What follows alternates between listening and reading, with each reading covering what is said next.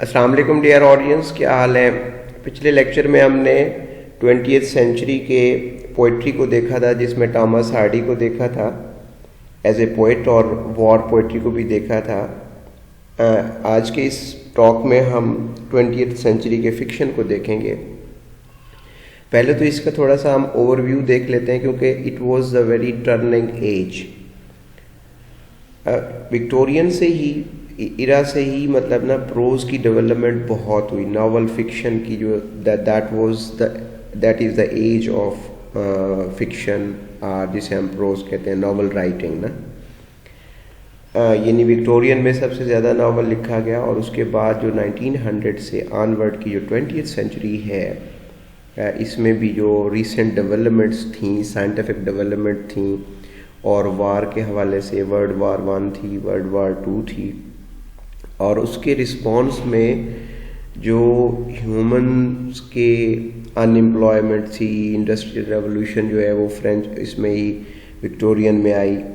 तो उन सारी चीज़ों के साथ जो है वो मल्टीप्लिसिटीज़ का कॉन्सेप्ट डेवलप हो गया, मल्टीपल आइडेंटिटीज़ का हो गया, कि मैन जो है उसके लिए यूँ समझ लें कि जिस रिनेसेंस स्पिरिट को मैन ने शेक्सपियरियन एज में लिया था, लेटर ऑन जिसके लिए लैमेंट किया, क्या नाम है, वर्ड्सवर्थ ने लेमेंटेशन की कि that was very much necessary. और फिर तो वो जो आइडियल्स क्रिएट करते रहे हैं इंग्लिश पोइट्री में, अल्टीमेटली जो है ना they lost into the world war 1 and world war 2। फिर सिविलाइजेशन के जो मसाइल थे वो भी ह्यूमंस के लिए एक बड़ा ही चैलेंज था। तो मतलब फिर क्वीन विक्टोरिया के हवाले से ये था कि क्वीन विक्टोरिया हर सेल्फ उसने जो है ना, उसकी पर्सनालिटी जो थी, उसने तकरीबन 1837 से लेकर 1900 तक की क्वीन विक्टोरिया रही है। ये तकरीबन जो है बनते हैं 47 साल, तो 1901 तक 48 साल बनते हैं। तो she has been the queen, she herself was queen, लेकिन उसने बहुत सारे प्रॉब्लम जनरेट किए even for the women's rights के लिए भी। मतलब ना वो खुद ही कुकिंग करती थी, तो उसके रिस्पॉन्स में यानी कि क्वीन जो थी आइडियल थी। जब क्वीन खुद किचन में खाना पका रही हो, तो वुमेन की जो लिबरेशन की या राइट्स की या इक्वल राइट्स की वुमेन्स की वो बात थी, तो वो ख़त्म हो गई। यानी queen Victoria did more harm to the feminist movement, और जो फीमेल राइट्स थे उसके लिए उसने शी डिड मोर हार्म। इसके बाद 1901 में क्वीन विक्टोरिया की डेथ हुई है। तो उसके बाद उसका बेटा जो है ही वॉज मोर लिबरल, जिसको हम जॉर्जियन एज और ये एडवर्डियन एज कहते हैं। तो दिस एज वॉज वो क्वीन विक्टोरिया के इम्पैक्ट से थोड़ा सा निकलने की वो थी। लेकिन अभी वो कहते हैं ना कि उड़ने ही पाए थे कि पर कट गए। तो अभी ये आइडियल्स और फ्रीडम और इनकी बात अभी हो ही रही थी कि ऊपर से ना वर्ल्ड वार 1 आ गई। 4 साल तक वर्ल्ड वार 1 रही, फिर वर्ल्ड वार 2 शुरू हो गई। तो इसलिए 20th सेंचुरी जो है that is the century of wars. 20th century जो है that is the war of that is the century of inventions. मतलब ये सारी जो एरोप्लेन, न्यूटन के कवानीन, जो सारी मतलब ये इंडस्ट्रीज़ के वो थे, वो डेवलपमेंट्स इसी 20th सेंचुरी में 1900 के बाद है। तो at the one side this age was the age of transition and change, जबकि on the next side it was the age of new invention as well. तो पहले ज़रा हम इसका ओवरव्यू देख लेते हैं। The war of first world war 1914 to 18 made the England of Edward second 1901 to 1910 तक ना उसकी थी। And the start of the George fives rain from forever pre-war and up to the 19th century. Those years were rich in good writing of mankind's old and new, major and minor, but established master and modes were dominant. यानी पीछे से जो trends आ रहे थे queen Victoria में, वो as a master modes वो कर रहे थे।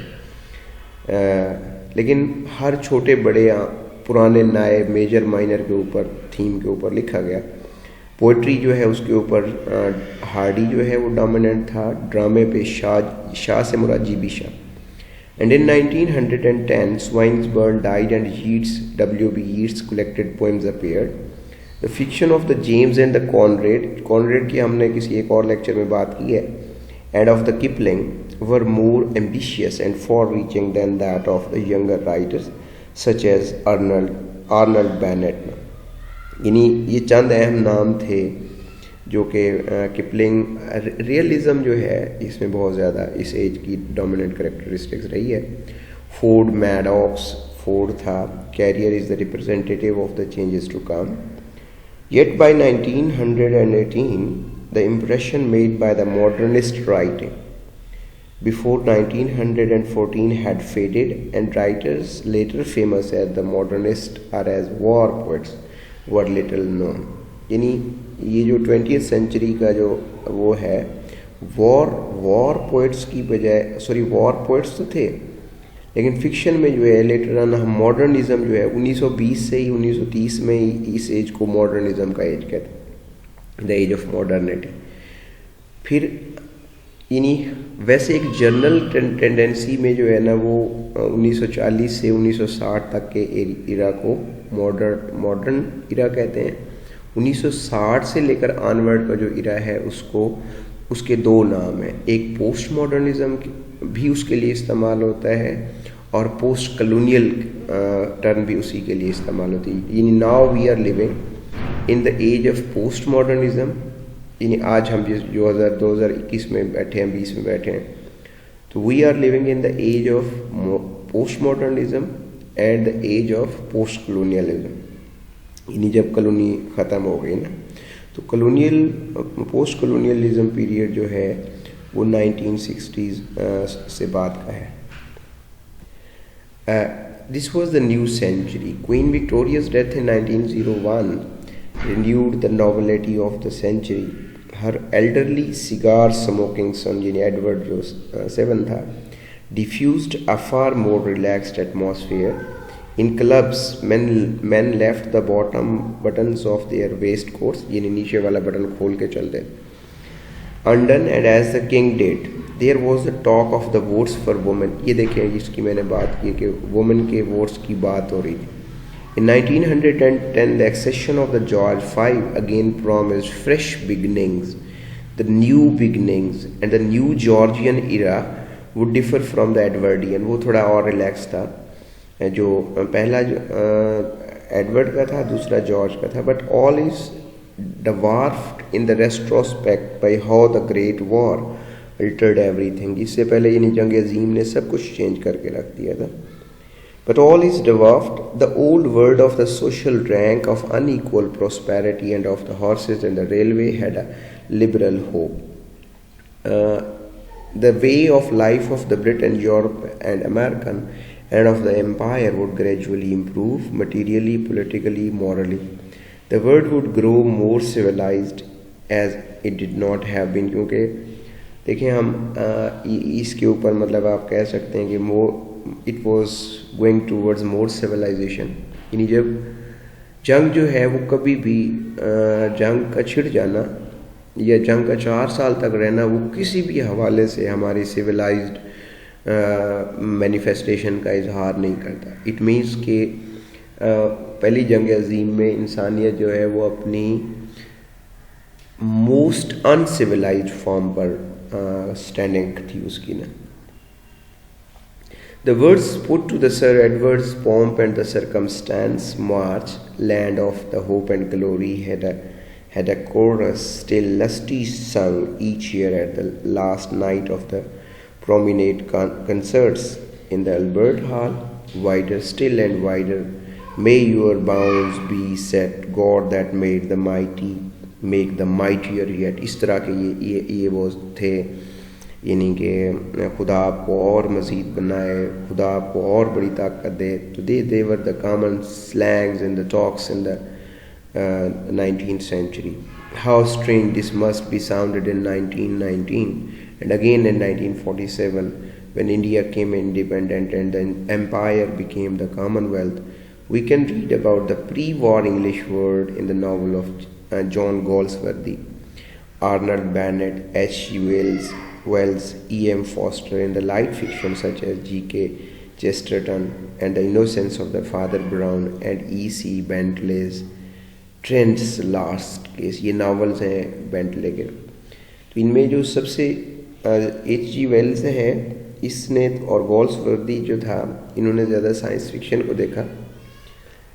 इनमें जो E.M. फॉस्टर है या जोसेफ कॉनरेड है, तो उन्होंने ज़्यादा जो कॉलोनियल एम्पायर के ऊपर लिखा है वो डोमिनेंट रहे हैं E.M. फॉस्टर।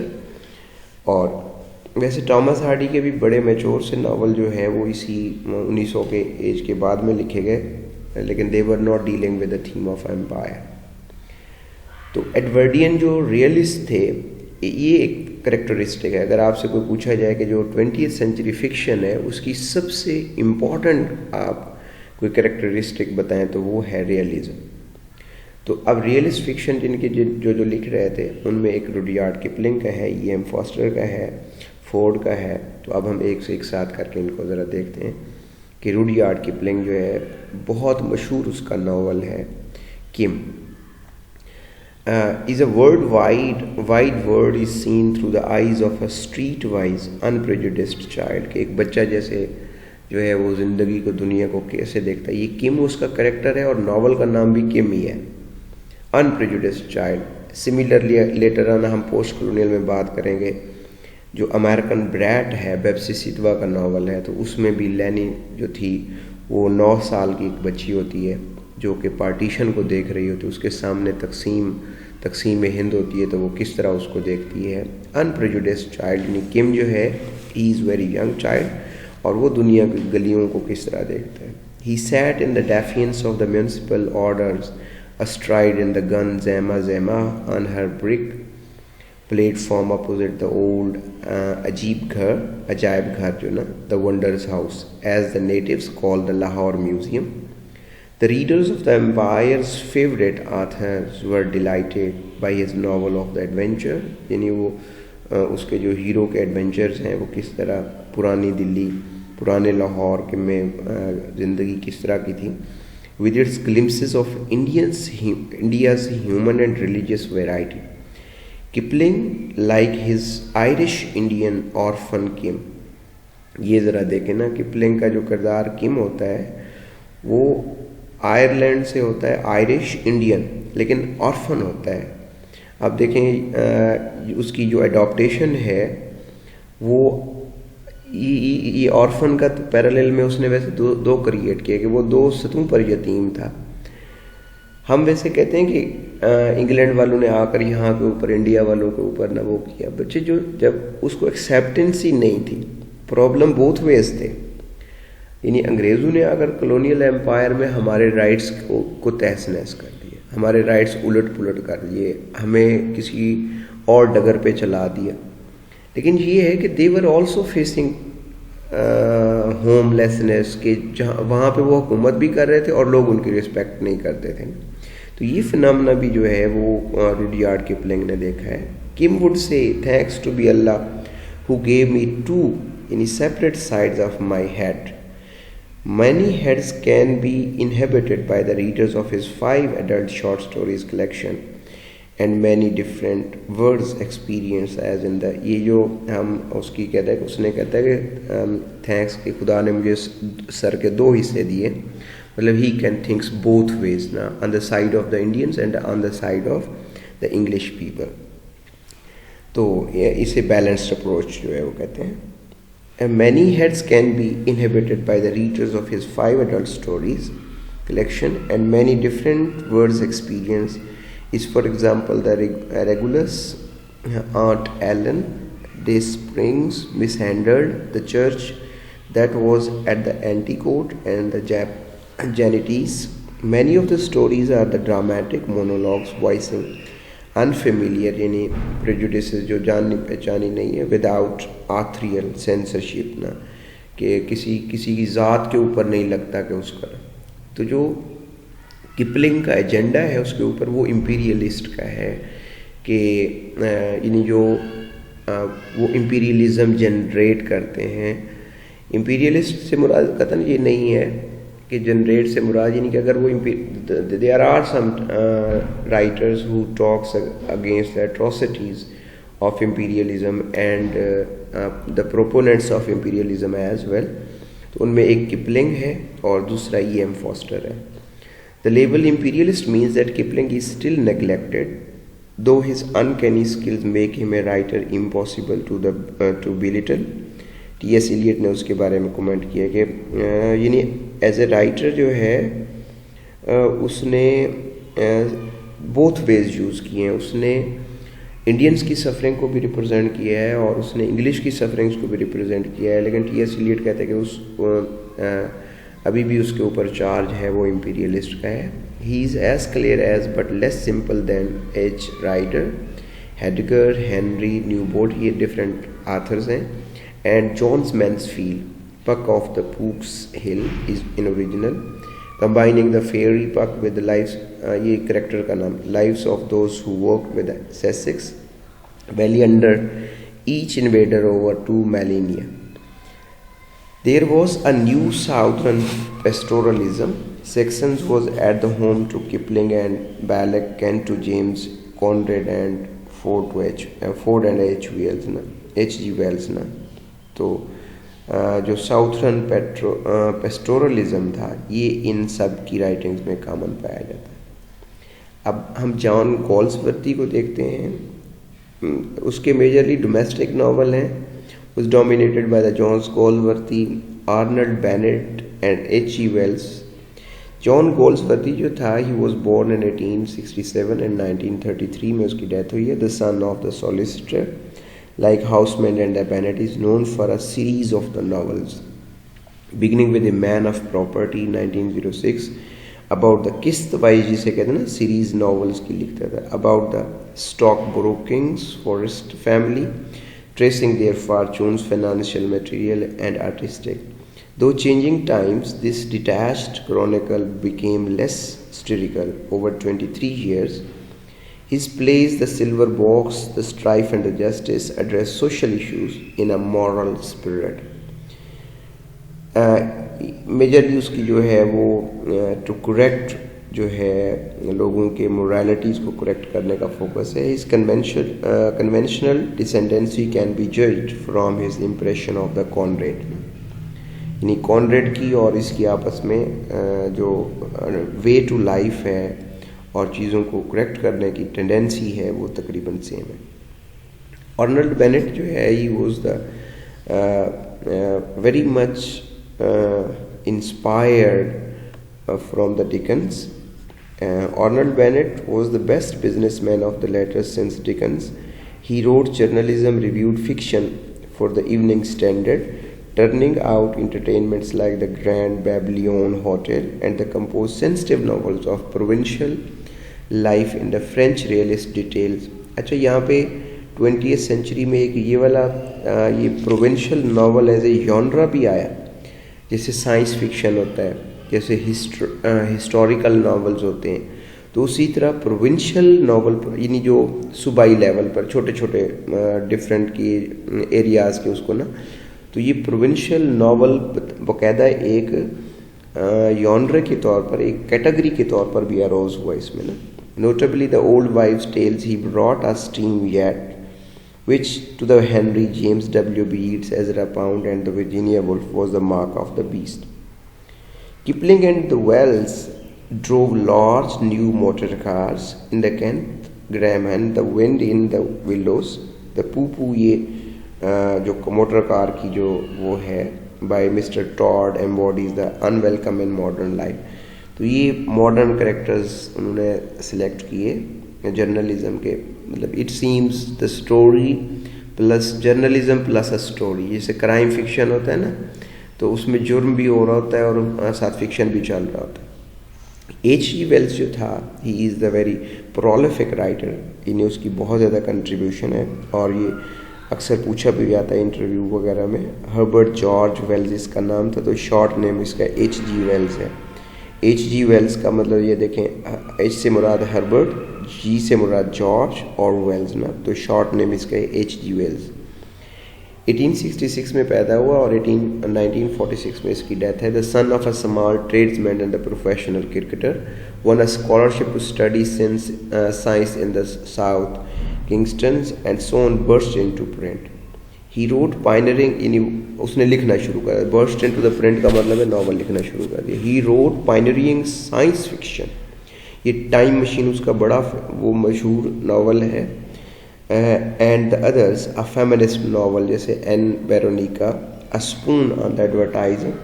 H.G. वेल्स का आप एक इतना कर लें कि जब भी अगर आपको कोई पूछे कि H.G. वेल्स की जो है ना वो डोमिनेंट क्या था, तो he was a scientific fiction writer, और टाइम मशीन जो है उसका इम्पॉर्टेंट नावल है। और भी बहुत सारे नावल हैं इसका। Tono Bungay and a social comedy in the history of mister Polly 1910 में।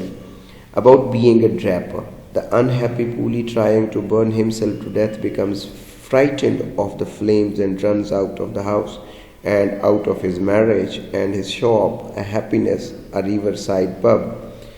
Wells believe ये मेरे भी एक दोस्त थे, वो अपने आप को मारता है तो, लेकिन फिर उसे डर लगता है कि मैं मरूंगा सही कैसे। मेरे एक दोस्त थे, वो ऐसे कहते मजाकन कहते यार मैंने कई दफ़ा ना खुदकुशी के बारे में सोचे। तो मैंने कहा फिर की क्यों नहीं? कहते यार फिर मुझे डर लगता था। कहता मैंने कि सोचा कि मैं खुदकुशी कर लूँ। कहता फिर मुझे जहन में आया, कहता मैं पानी में अगर छलांग लगाता हूँ इससे तो मेरी सांस बंद हो जाएगी। तो वो मजाकन कहते थे कि मैंने खुदकुशी इसलिए नहीं की क्योंकि मुझे डर लगता था ना। तो ये भी मिस्टर पूली की कहानी भी जो है उसी तरह की है। Wells' belief in progress turned him to tracts and popularization, the outline of history, ये उसकी किताब है। His last book was Mind at the End of Its Teeth, as might have been predicted by G.K. Chesterton, who mistrusted salvation by the corporate state ना। इसके बाद जो है बहुत इम्पोर्टेंट E.M. फॉस्टर है। E.M. फॉस्टर्स के as a novelist और as an Orient रिप्रेजेंटर जो है वो मैं आपको एक और वीडियो का लिंक भी भेजूंगा, लेकिन हम यहाँ पे उसको बहुत थोड़ा सा देख लेते हैं। As Edwardian novelist appreciated in England in the Edwards Morgan Forster, इसका पूरा नाम था Edward Morgan Forster, short name है इसका E.M. फॉस्टर। 1879 से 1970 तक इसकी लाइफ है। Who wrote 4 pre war novels, इसका बहुत इंपॉर्टेंट नावल है वेयर, ये नावल का नाम है where angels fear to tread 1905 में, और द लॉन्गेस्ट जर्नी 1907 में, a room with a view 1908 and Howards end 1910। ये होवर्ड्स एंड अमूमी तौर पर आता भी है कि कब लिखा गया, 1910 में। ये 4 नावल उसने प्री वॉर में लिखे, 1914 की जंग से पहले। Forster's was brought up by his mother, a great aunt left him money after King's College Cambridge. He acted as a tutor and a private secretary and became associated with the Bloomsbury group. ये writing का एक group था, Bloomsbury group. Virginia Woolf वगैरह भी उसी के साथ associated थे ना। Foster's first short story shows his mastery of the comedy of the manners, the story of a panic, 1904. Conventional English tourist against the natural Greeks. A Room with a View has several panics in a comic Florence pension and then in the Surrey settings, inhabited upper against the liberated lower class characters. इसके basically जो themes हैं सारी stories के भी और novels के भी, तो वो डिफरेंट क्लासेस के, upper class, lower class, political जो क्लासेस हैं, और पार्टीशन में भी जो है ना वो हिंदू मुस्लिम के जो इंटरेक्शन था, 3 देखें रिलेशनशिप उसने क्रिएट किए कि हिंदू का अंग्रेज़ों के साथ क्या ताल्लुक़ था, हिंदू का मुसलमानों के साथ क्या ताल्लुक़ था, और मुसलमानों का अंग्रेज़ों के साथ किस तरह के ताल्लुक़ात थे। तो इस तरह की ट्राइंगल्स में वो लिखता है। Under the motto only connect, Howard's end offers a liberal hope for the future in the marriage of sensitive Helen Scheggles to the उसके जो करेक्टर होता है उसके साथ। Both novels offer an analysis of evolving England which might have been saved by the tolerance। ये तीन चीज़ें जो मैं गिनवा रहा हूँ ये उसके सारे नॉवेल्स में है कि जो कन्फ्लिक्ट है that can be reduced by the tolerance forbearance sympathy personal relations and often presented through the female characters ना। ये उसके इसमें आप पैसेज टू इंडिया में भी है। अब पैसेज टू इंडिया के हवाले से मैं आपको 2 वीडियोस और भी भेजूंगा ना, वो अलग सेपरेट से। Often presented through female characters, a passage to India 1924 में जो कि पोस्ट वॉर है, पहली जंग अजीम के बाद का है और इसकी सेटिंग जो है वो इंडिया है। हाउएवर दो advocating the same virtues through Mrs more and mister fielding, ये 2 इंग्लिश कैरेक्टर्स होते हैं जो कि इंडिया में होते हैं ना, मिसेस मोर और mister Fielding shows the English and the Indian differences as irreconcilable, के ये मसले हल नहीं होते। वो जितनी भी कोशिश कर लें, असल प्रॉब्लम ये था कि कैसे नहीं हो सकते थे कि जो इंग्लिश करेक्टर्स थे they consider themselves as the masters, और जो यहाँ पे इंडिया में करेक्टर्स रह रहे थे जो उसके नॉवेल्स के, they consider themselves as the national, कि ये मतलब अंग्रेज़ काबिज हैं तो हम इनको कैसे मतलब मान लें। तो ऑटोमेटिकली जहाँ मास्टर और स्लेव का रिलेशनशिप हो और दोनों उस रिलेशनशिप से कॉन्शियस भी हों, यानी अंग्रेज़ अपने आप को मास्टर समझे और उसको ग़ुलाम समझे और वो बंदा जो है अंग्रेज़ को ट्रेटर समझे, गद्दार समझे, काबिज समझे, तो फिर वो उनकी डिफरेंसेस किस तरह ख़त्म हो सकते हैं या वो कैसे एक दूसरे के करीब आ सकते हैं।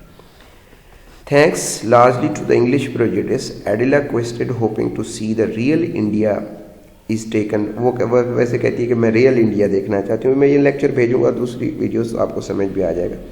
Is taken to famous Marabar caves by the Anglophile Muslims doctor Aziz ने। The caves have a strange इकोन में बम बम जो है ना आवाज़ आ रही होती है। तो बहरहाल मिस्टीरियस करेक्टर्स उसने रिप्रेजेंट वो किए हैं E.M. फॉस्टर्स ने। She panics accusing him of a sexual approach, के डॉक्टर अजीज़ ने उसको सेक्सुअली अप्रोच किया। At the trial she withdraws the charge but Aziz turns away from the feelings friendship towards an India without the British, यानी वो Fielding से दोस्ती ख़त्म कर देता है। Connection is not only a personal matter, this ambitious novel in the 3 parts, इसके ये 3 हिस्से हैं, मास्क, केव्स और टेम्पल्स। और ये जो मास्क है वो मुस्लिम्स के लिए, केव्स जो है वो हिंदुओं के लिए, और टेम्पल जो है वो क्रिश्चियंस को रिप्रेजेंट करता है, जो कि इंग्लिश मास्टर्स है यहाँ पे। Has Forster's clear shaping of the theme and as a plot definitely mask, caves and the temples can not be same. तो so these 3 nations, Hindu, Muslims and English, cannot be diverged into a single unity. Na? As a plot clearly balanced on the fault lines of interaction, interracial sexual contact and the incident of the cave. What happened is left unclear, probably nothing. यानी वो जो बम eco थी वो कुछ भी नहीं थी, वो वैसे उसका वहम था, लेकिन उसकी वजह से डॉक्टर अजीज़ को अदालत जाना पड़ा। We are shown the Brahman professor Godbol serene amid the festival at the Hindu temple, but Foster is more indulgent to the non-Christian mysticism than the possibility of the divine. Ombam, the echo in the cave, says to the Hindus sacred word Om, what Hocus Pocus says to Latin word of conjunctions Oest Corpus Magnum। तो कहते हैं कि ये कुछ चीज़ें जैसे हमारे यहाँ यानी हम अब आपको ये देखेंगे हर बंदा जो है वो गॉड को अपने अंदाज से एड्रेस करता है। हिंदू राम कहते हैं तो हम अल्लाह कहते हैं, क्रिश्चियन जो है वो क्राइस्ट कहते हैं। तो the way to address and the names to a super जो नेचुरल पावर है जो गॉड्स के वो हैं, तो वो अपने अपने नाम हैं। तो वो कहते हैं कि ये कोई ऐसी अजीब चीज़ नहीं थी, लेकिन दूसरे के लिए जो एक हिंदू रखता है और एक हिंदू के लिए रहमान जो है वो मायने नहीं रखता जो कि एक मुसलमान के लिए। तो ये सिंपल डिफरेंसेस जो है दे standing. Much ado, little connections. Foster may have been a thesis novelist who lost his thesis. कहता है कि उसने अपना नावल का जो थीसिस जनरेट किया वो बेसिकली उस नावल से थीसिस यही जनरेट करना चाहता था कि we should have to come forward, लेकिन सारी कोशिशों के बावजूद भी उसके करेक्टर जो है वो आप मोरालिटी टीच ना कर सका. उस डिफरेंस को, जो अंडरलाइंग डिफरेंस था between Hindu Muslim and English, उस डिफरेंस को ब्रेकअप ना कर सका अपनी सारी कोशिश के बावजूद. Though he has used his gift with the tact and the charm, he wrote no more fiction. The posthumously published Murais जो है ये उसके मरने के बाद published हुआ, was completed in 1940 है. His aspects of the novel 1929 intellectually null of F.R. Lewis is useful to the more modest. अब ये भी बड़ा इम्पोर्टेंट नाम है फोर्ड, मैडॉक्स फोर्ड का. 1873 में पैदा हुआ और 1939 में इसकी डेथ हुई है. Presided over the transition towards modernist writings as typified in James Joyce की यूलिसिस एंड टी.एस. इलियट की तरफ. तो इसकी टेंडेंसी जो थी वो वॉर और मॉडर्न एंग्जाइटीज़ की तरफ थी. जैसे टी.एस. इलियट की वेस्टलैंड हो गई.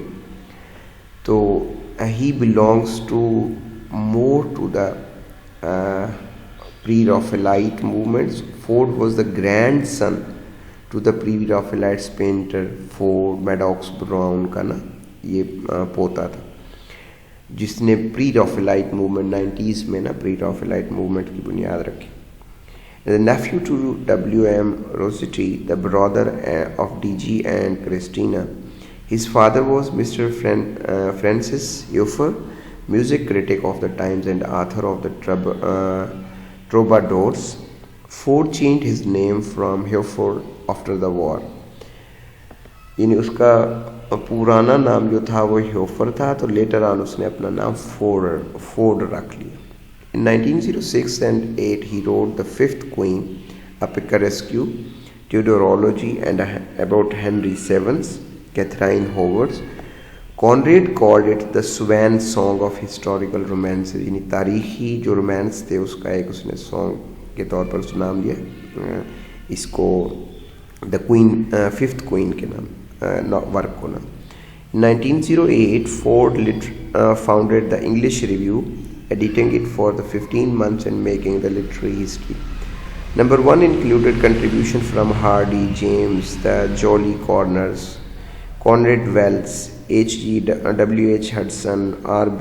ये मुख्तलिफ सारे जो नाम आगे आपको नज़र आ रहे हैं ये सारे उस रिव्यू में लिखते थे ना. एजरा पॉन्ड हो गया, Norman Douglas to a wider public and published on sight a story submitted by the post. मुख्तलिफ ये इसी के उसमें छापते रहे. पोइट्री भी ना. उसका जो इम्पोर्टेंट वर्क्स है वो फिफ्थ क्वीन है. अच्छा, इसमें जो pre-Raphaelite movement है, that was the movement on that considered the art for the sake of art. Art for life से ये होता है कि आप आर्ट के थ्रू लाइफ को क्योर करते हैं, उसके मोरालिटीज़ टीच करते हैं. Art for life, art for art sake जो है that is only for the sake of art. वो कहते हैं कि जी लाइफ करने के लिए तो फिर मस्जिद मिंबर काफ़ी है, मज़हब काफ़ी है, और चीज़ें काफ़ी हैं, स्टेट के रूल्स काफ़ी हैं. तो they should not be propagated through the fiction as well ना. नावल जो है या पोइट्री जो है वो नमाज़ें पढ़ने के लिए या नमाज़ें ना पढ़ने की तंबीह के लिए नहीं इस्तेमाल करनी चाहिए. That's religion, work of religion. That's the duty of a मौलवी और साधु. जबकि इंग्लिश जो फिक्शन है that should be taught and should be dealt only for the purpose of art. तो ये प्री-राफेलाइट मूवमेंट का फोकस है. Ford, half a pre-Raphaelite, knew where the Pound's medieval stilts had came from. He could now describe his fifth queen as the fake, more or less genuine, in inspiration and workmanship जो थी, but none the less a fake, यानी वो he was standing between the art for life sake and art for the art sake. तो उसका जो English review है, that is a very turning point in his own development and his contribution towards the English history as well. उसका ये जो novel है the good soldier 1915 में is a feet of narration. He uses indirect disclosure on the subject to which he is peculiarly situated. He was the masters of those themes, the discovery by a seemingly foolish narrator.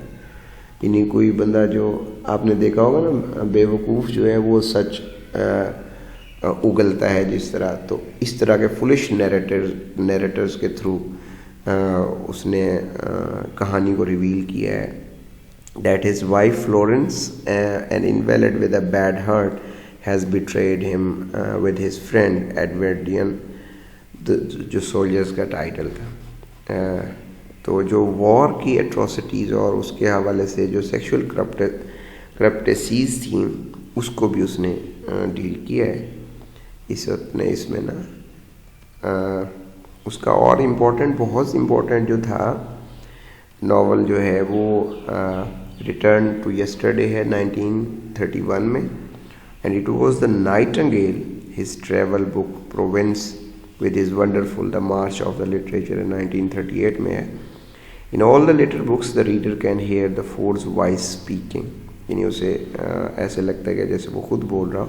This is significant because after a cultural transition writing has to regain a vital relation with the speech of the day, and such a shift has begun before 1914. The last of the Ford's 80 books to appear, यानी 80 किताबें लिखी उसने, was Ford's आखिरी 80 books जो थी उसका the history of our own times. ये बड़ी इंपॉर्टेंट किताब है, लेटर मैं कभी आपको साथ ये शेयर भी करूँगा ना। तो इस लेक्चर में हमने जो देखा वो 20th सेंचुरी का ओवरव्यू देखा, और E.M. फास्टर को देखा, फोर्ड को देखा, और जोसेफ कॉनरेड का जो ऑलरेडी मैंने इस लेक्चर में बात नहीं की, उसके ऊपर मैं सेपरेटली ऑलरेडी बात कर चुका हूँ, तो वो भी मैं आपको ऐसे शेयर कर दूंगा फॉर योर अंडरस्टैंडिंग। अगले लेक्चर में हम कुछ और चीज़ देखेंगे, तब तक के लिए इजाज़त, अल्लाह हाफिज़।